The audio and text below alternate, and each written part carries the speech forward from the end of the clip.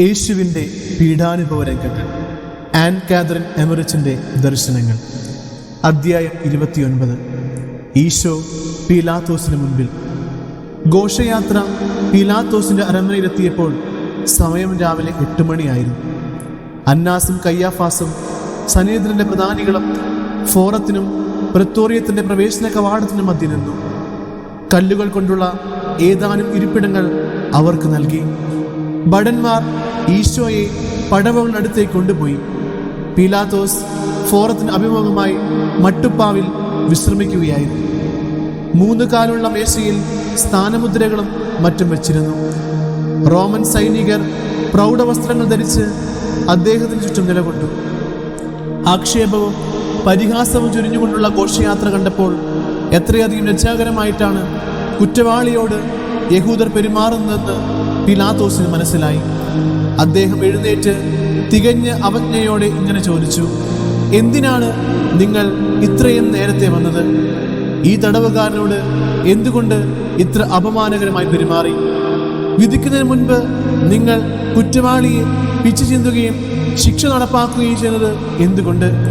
അവർ മറുപടിയൊന്നും പറയാതെ ഭടന്മാരോട് വിളിച്ചു പറഞ്ഞു: അവനെ കൊണ്ടുവരൂ. അവർ പീലാത്തോസിനോട് വീണ്ടും പറഞ്ഞു: ഈ ദ്രോഹിക്കെതിരായുള്ള കുറ്റാരോപണങ്ങൾ കേൾക്കൂ. അശുദ്ധരാകുന്നതിനാൽ ഞങ്ങൾ കോടതിയിലേക്ക് പ്രവേശിക്കുന്നില്ല. അവർ ഇത് പറഞ്ഞു തീർന്ന ഉടൻ ആദരണീയനായ ഒരുത്തൻ ഗംഭീര സ്വരത്തിൽ വിളിച്ചു പറഞ്ഞു: പ്രത്തോറിയത്തിൽ നിങ്ങൾ പ്രവേശിക്കാതിരിക്കുന്നത് യുക്തമാണ്. എന്തെന്നാൽ അത് പിഞ്ചു കുഞ്ഞുങ്ങളുടെ രക്തങ്ങളാൽ വിശദീകരിക്കപ്പെട്ടതാണ്.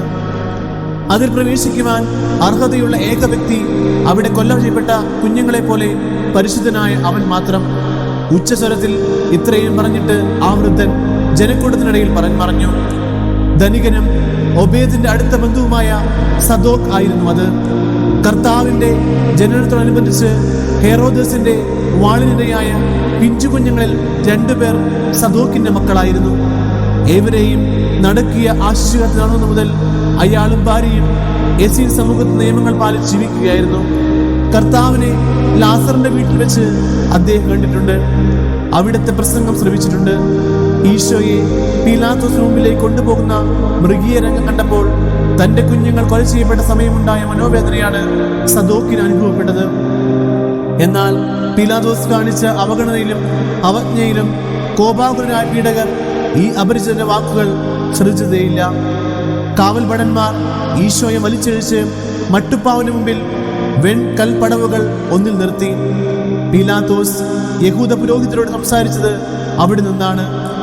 ഇയാൾ ഈശോയെ കണ്ടിട്ടില്ലെങ്കിലും ധാരാളം കേട്ടിട്ടുണ്ടായിരുന്നു. ദാരുണമായ അവസ്ഥയിൽ തന്റെ മുമ്പിൽ ഹാജരാക്കപ്പെട്ട അദ്ദേഹത്തിന്റെ ശാന്തഗംഭീരമായ പെരുമാറ്റം കണ്ട് പീലാത്തോസ് ആശ്ചര്യഭരിതനായി. പുരോഹിതരുടെയും ജനപ്രമാണികളുടെയും പെരുമാറ്റം അയാളെ കോപിപ്പിച്ചു. അവരോടുള്ള അവജ്ഞ വർദ്ധിക്കുകയും ചെയ്തു. സത്യം തൃപ്തികരമായി തെളിയിക്കപ്പെടാതെ ഈശോയെ വിധിക്കാൻ തനിക്ക് കഴിയുകയില്ല എന്ന് അവരെ അറിയിച്ചു. പുരോഹിത പ്രമാണിമാരെ സംബോധന ചെയ്തുകൊണ്ട് പുച്ഛരസം നിറഞ്ഞ സ്വരത്തിൽ അയാൾ ചോദിച്ചു: എന്ത് കുറ്റമാണ് നിങ്ങൾ ഈ മനുഷ്യനെതിരെ ആരോപിക്കുന്നത്?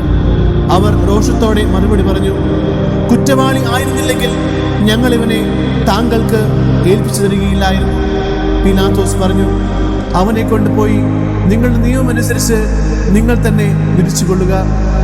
അവൻ മറുപടി പറഞ്ഞു: ആരെയും മരണശിക്ഷയ്ക്ക് വിധിക്കുവാൻ നിയമം ഞങ്ങളെ അനുവദിക്കുന്നില്ലെന്ന് താങ്കൾക്ക് നന്നായി അറിയാം. അവർ കോപം കൊണ്ട് വിറച്ചു. വിചാരണ എത്രയും വേഗം പൂർത്തിയാക്കി പ്രതിയെ ക്രൂശിച്ച ശേഷം തിരുനാളിന് പെസഹ കുഞ്ഞാടിനെ ബലി ചെയ്യുന്നതിന് അവർ ആഗ്രഹിച്ചു.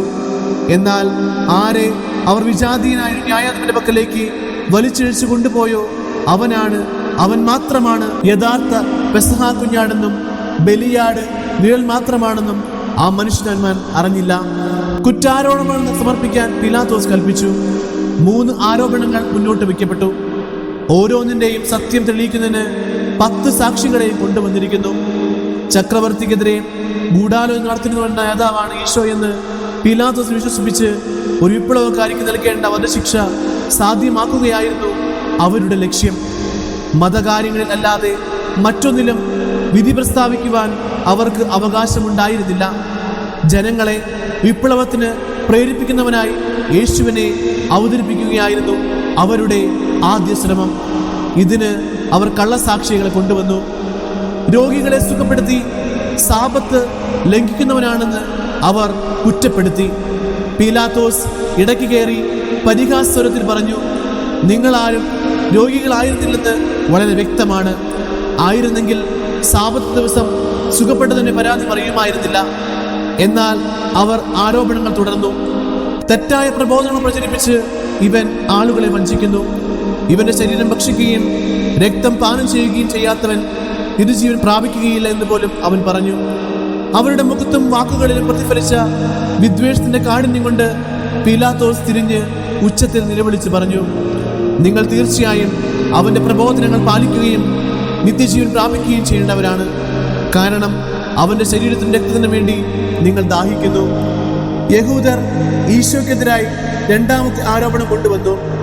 ചക്രവർത്തിക്ക് നികുതി നൽകരുതെന്ന് പറഞ്ഞ് ഇവൻ ജനങ്ങളെ വിലക്കി. ഈ വാക്കുകൾ കേട്ടപ്പോൾ പീലാത്തോസ് കുപിതനായി. കാരണം നികുതി നിൽക്കുന്നുണ്ടോ ഇല്ലയോ എന്ന് ശ്രദ്ധിക്കേണ്ട ചുമതല അയാളുടേതായിരുന്നു. ക്ഷോഭത്തോടെ അയാൾ പറഞ്ഞു, അത് കള്ളമാണ്. അതിനെപ്പറ്റി നിങ്ങളെക്കാൾ കൂടുതൽ ഞാൻ അറിയേണ്ടതാണ്. അവർ മൂന്നാമത്തെ കുറ്റാരോപണത്തിൽ കടന്നു. അറിയപ്പെടാത്ത ഒരു കുടുംബത്തിൽ ജനിച്ചവനാണെങ്കിലും ഈ മനുഷ്യൻ വലിയൊരു സംഘത്തിന് തലവനാണ്. അവരെ നയിക്കുമ്പോൾ ഇയാൾ ജെറുസലേമിനെതിരെ ശാപവാക്കൾ സംസാരിക്കുകയും തന്റെ മകന് വേണ്ടി വിവാഹവിരുന്നൊരുക്കുന്ന ഒരു രാജാവിനെ പറ്റി ഉപമകൾ വഴി സംസാരിക്കുകയും ചെയ്തു. ഒരിക്കൽ മലയിൽ വിളിച്ചുകൂട്ടിയ ജനക്കൂട്ടം ഇവരെ രാജാവാക്കാൻ ശ്രമിച്ചു. എന്നാൽ അത് അവൻ പ്രതീക്ഷിച്ചതിന് മുൻപായിരുന്നു. തന്റെ പദ്ധതികൾ ഇനിയും പൂർണ്ണമായിട്ടില്ല എന്നുകൊണ്ട് അവൻ ഓടി ഒളിച്ചു. അടുത്ത കാലത്ത് ഇവൻ കൂടുതൽ ഊർജ്ജസ്വലത കാണിക്കുന്നു, ആരവം മുഴക്കുന്നു. ഒരു ജനക്കൂട്ടത്തിന് തലവനായി ജെറുസലേമിൽ പ്രവേശിച്ചിട്ട് ഏതാനും ദിവസങ്ങളെ ആയിട്ടുള്ളൂ. ഇവന്റെ നിർദ്ദേശമനുസരിച്ച് പ്രഗമനം കൊള്ളിക്കുന്ന സ്വരത്തിൽ ജനം അന്ന് ഇങ്ങനെ വിളിച്ചു പറഞ്ഞു, ദാവീദിന്റെ രാജ്യം അനുഗ്രഹീതം, ആ രാജ്യം ഇത് ആരംഭിക്കുന്നു. ഇവന് രാജകീയ ബഹുമതികൾ നൽകാൻ തന്റെ പക്ഷക്കാരെ അവൻ നിർബന്ധിക്കുന്നു. ഞാൻ ക്രിസ്തുവാണ്, ദൈവത്തിന്റെ അഭിഷിക്തനാണ്, മിശിഹായാണ്, യഹൂദരുടെ വാഗ്ദാനം ചെയ്യപ്പെട്ട രാജാവെന്ന് ഇവൻ അവരോട് പറയുകയും അങ്ങനെ അഭിസംബോധന ചെയ്യാൻ ആഗ്രഹിക്കുകയും ചെയ്യുന്നു. 10 പേർ ഈ ആരോപണങ്ങൾക്ക് സാക്ഷ്യം നൽകി. രാജാവ് എന്ന് വിളിക്കപ്പെടാൻ യേശു ആഗ്രഹിക്കുന്ന അവസാനത്തെ കുറ്റാരോപണം പീലാത്തോസിന് അല്പമൊന്ന് സ്പർശിച്ചു. ഈശോയെ വളരെ സൂക്ഷ്മതയോടെ ഒന്ന് നോക്കിയ ശേഷം ചിന്താതീതനായി മട്ടുപ്പാവ് വിട്ട് അടുത്ത മുറിയിലേക്ക് അയാൾ പോയി. ഈശോയെ തനിക്ക് തന്നെ മുമ്പിൽ ഹാജരാക്കുവാൻ ഭടന്മാർ കൽപ്പന പുറത്തു. വിജാതീയനായ പീലാത്തോസ് ദുർബല മനസ്സുള്ളവനും എളുപ്പം വികാരാധീനനായിരുന്നു. ദൈവത്തെക്കുറിച്ച് വിദ്യാഭ്യാസ കാലത്ത് അയാൾ മനസ്സിലാക്കിയിട്ടുണ്ടായിരുന്നു. അതുപോലെ തന്നെ ദൈവത്താൽ അഭിഷിക്തനും രക്ഷകനും അടിമത്തത്തിൽ നിന്ന് മോചിപ്പിക്കുന്നവനുമായ ഒരുവൻ പ്രത്യക്ഷപ്പെടുമെന്ന് യഹൂദ പ്രവാചകന്മാർ മുൻകൂട്ടി പറഞ്ഞിരുന്നുവെന്നും ജനങ്ങളിൽ വളരെ പേർ അതുറച്ച് വിശ്വസിക്കുന്നുവെന്നും അയാൾക്ക് നന്നായി അറിയാമായിരുന്നു. മാത്രമല്ല, ഹെറോദസിന്റെ അടുക്കൽ യഹൂദരുടെ രാജാവായി ജനിച്ചവന് അഭിവാദനം അർപ്പിക്കുവാൻ കിഴക്കുനിന്ന് രാജാക്കന്മാർ വന്നിരുന്നുവെന്നും ഇക്കാരണത്താൽ നിഷ്കളങ്കരായ കുഞ്ഞുങ്ങളെ കൂട്ടക്കൊല ചെയ്യാൻ ഹെറോദസ് കൽപ്പന കൊടുത്തുവെന്നും അയാൾ അറിഞ്ഞിരുന്നു. യഹൂദരുടെ രാജാവിനെ പറ്റിയും മിശിഹായെ പറ്റിയുമുള്ള പാരമ്പര്യങ്ങൾ പലപ്പോഴും കേട്ടിരുന്നു. അയാൾ അവയിൽ വിശ്വസിച്ചില്ലെങ്കിലും തെല്ലൊരു ജിജ്ഞാസയോടെ ഈ പാരമ്പര്യങ്ങളെ പഠന വിഷയമാക്കിയിരുന്നു. ഈ അറിവിന്റെ അടിസ്ഥാനത്തിൽ യഹൂദർ തന്റെ മുമ്പിൽ കൊണ്ടുവന്നിരിക്കുന്ന മനുഷ്യൻ മിശിഹായും രാജാവുമായി സ്വയം അവരോധിച്ച് എന്ന കുറ്റാരോപണം അസംബന്ധമായി പീലാത്തോസിന് തോന്നിയെങ്കിലും രാജദ്രോഹ കുറ്റത്തിന് ഈശോയെ ചോദ്യം ചെയ്യുക യുക്തമാണെന്ന് അയാൾക്ക് തോന്നി. ഈശോയുടെ മുഖത്ത് പ്രതിഫലിച്ച ദൈവിക ഭാവം കണ്ട് ആശ്ചര്യഭരിതനായ പീലാത്തോസ് ചോദിച്ചു, നീ യഹൂദരുടെ രാജാവാണോ? ഈശോ മറുപടി പറഞ്ഞു, നീ ഇത് സ്വയമേ പറയുന്നതോ അതോ മറ്റുള്ളവർ എന്നെ പറ്റി നിന്നോട് പറഞ്ഞതോ? പീലാത്തോസിന്റെ വികാരങ്ങൾ മുറിപ്പെട്ടു. അയാൾ ചോദിച്ചു, ഞാൻ യഹൂദനാണോ? നിന്റെ ജനങ്ങളും പുരോഹിത ശ്രേഷ്ഠന്മാരുമാണ് മരണശിക്ഷയ്ക്ക് നിന്നെ ഏൽപ്പിച്ചു തന്നത്. നീ എന്താണ് ചെയ്തത്? പറയൂ. ഈശോ ശാന്ത ഗംഭീര സ്വരത്തിൽ മറുപടി പറഞ്ഞു, എന്റെ രാജ്യം ഐഹികമല്ല. ആയിരുന്നെങ്കിൽ യഹൂദർക്ക് ഏൽപ്പിക്കപ്പെടാതിരിക്കുവാൻ എന്റെ സേവകർ പോരാടുമായിരുന്നു. ഈ വാക്കുകൾ പീലാത്തോസിനെ സ്പർശിച്ചു. ഗൗരവസ്വരത്തിൽ അയാൾ ചോദിച്ചു, അപ്പോൾ നീ രാജാവാണോ? ഈശോ പ്രതിവദിച്ചു, നീ തന്നെ പറയുന്നു ഞാൻ രാജാവാണെന്ന്. ഇതിനു വേണ്ടിയാണ് ഞാൻ ജനിച്ചത്, ഇതിനാണ് ഞാൻ ലോകത്തിലേക്ക് വന്നതും. സത്യത്തിന് സാക്ഷ്യം നൽകാൻ. സത്യത്തിനെന്നുള്ളവൻ എൻ്റെ സ്വരം കേൾക്കുന്നു. പീലാത്തോസ് എഴുന്നേറ്റ് അവനെ നോക്കി ചോദിച്ചു, സത്യം എന്താണ് സത്യം? പീലാത്തോസ് വീണ്ടും മട്ടുപ്പാവിലേക്ക് തിരിച്ചുപോയി. ഈശോയുടെ ഉത്തരങ്ങളും പെരുമാറ്റവും അയാളുടെ ഗ്രഹണശക്തിക്ക് അതീതമായിരുന്നു. എങ്കിലും അവന്റെ രാജ അവകാശവും തൻ്റെ രാജ്യത്വവുമായി സംഘട്ടനമൊന്നുമില്ല എന്ന് അയാൾ വ്യക്തമായി മനസ്സിലാക്കി. കാരണം ലൗകികമായ ഒരു രാജ്യമല്ല അവൻ അവകാശപ്പെട്ടത്. ചക്രവർത്തിയാകട്ടെ ഐഹികരാജ്യത്തിനപ്പുറത്ത് ഒന്നും അവകാശപ്പെടുന്നില്ല. അവൻ വീണ്ടും പുരോഹിത ശ്രേഷ്ഠന്മാരെ സംബോധന ചെയ്ത് ഇങ്ങനെ പറഞ്ഞു, അവനിൽ ഒരു കുറ്റവും ഞാൻ കാണുന്നില്ല. ഈശോയുടെ ശത്രുക്കൾ രോഷാകുലരായി 1000 കുറ്റാരോപണങ്ങൾ നിരത്തിവെച്ചു. എന്നാൽ ഈശോ ശത്രുക്കൾക്ക് വേണ്ടി പ്രാർത്ഥിച്ചുകൊണ്ടിരുന്നു. അപ്പോൾ പീലാത്തോസ് ചോദിച്ചു, നിനക്ക് ഒന്നും പറയാനില്ലേ? അവർ നിനക്കെതിരെ എന്തെല്ലാം കുറ്റങ്ങൾ ആരോപിക്കുന്നു? അതിനും മറുപടി ഉണ്ടായില്ല. പീലാത്തോസ് അത്ഭുത സ്തബ്ധനായി പറഞ്ഞു, ഇവർ ആരോപിക്കുന്നതെല്ലാം വ്യാജമാണെന്ന് ഞാൻ വ്യക്തമായി മനസ്സിലാക്കുന്നു. എന്നാൽ അവന്റെ ശത്രുക്കൾ വർദ്ധിച്ച കോപത്തോടെ വീണ്ടും വിളിച്ചു പറഞ്ഞു, നീ അവനിൽ ഒരു കുറ്റവും കാണുന്നില്ലെന്നോ? രാജ്യമൊട്ടാകെ വിപ്ലവത്തിന് പ്രേരിപ്പിച്ചുകൊണ്ട് ജനങ്ങളെ ഇളക്കിവിടുന്നത് തെറ്റല്ലേ?